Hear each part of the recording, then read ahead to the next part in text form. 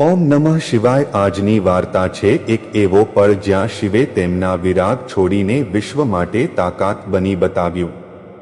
પણ વિજય પછી ફરી શુદ્ધ શાંતિથી પાછા ગયા। શિવ એટલે શૂન્ય પણ બધું, શિવ એટલે તપ પણ તાંડવ। તૈયાર રહો, કારણ કે તમે સાંભળવા જઈ રહ્યા છો શિવનું વિરાગ અને શક્તિ। ચેનલ પર નવા હોય તો ચેનલને સબસ્ક્રાઇબ કરી લો અને વિડીયોને લાઇક કરી દો। રાત્રિના કલાક, હિમાલયની ટોચ પર તેજસ્વી ચાંદની વરસી રહી હતી। વૃક્ષો થરથરતા પવનમાં ઝૂમી રહ્યા હતા। શિવજી વિશ્વનાથ એક શમશાન પાસે ધ્યાનમગ્ન હતા। શિવ, જેને માટે શમશાન પણ મંદિર બની જાય, એવું શાંત, એવું વિરક્ત રૂપ। પણ પાછળ કેટલી અનંત શક્તિ છુપાયેલી છે એ માત્ર તેઓ જાણે છે। આજે આપણે એવી એક ઘટના જાણીએ છીએ જ્યાં ભગવાન શિવનું શાંત વિહારમાંથી વિકરાળ રૂપ બન્યું, પણ અંતે ફરી શાંતિએ વિરાજ્યું।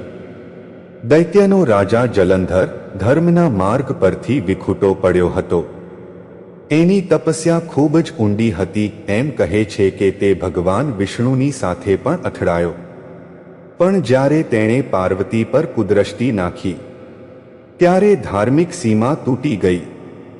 દેવતાઓએ શિવજી પાસે શરણાગત થયા।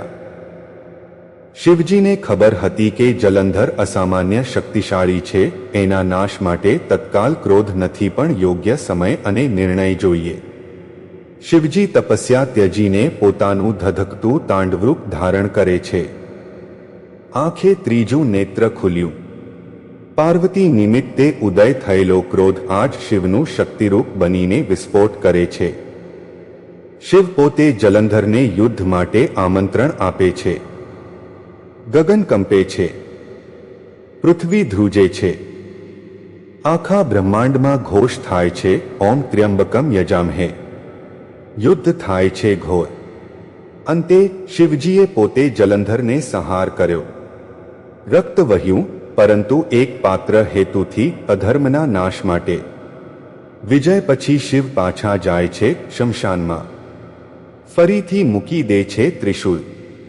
કોઈ દંડી નથી, કોઈ અહંકાર નથી।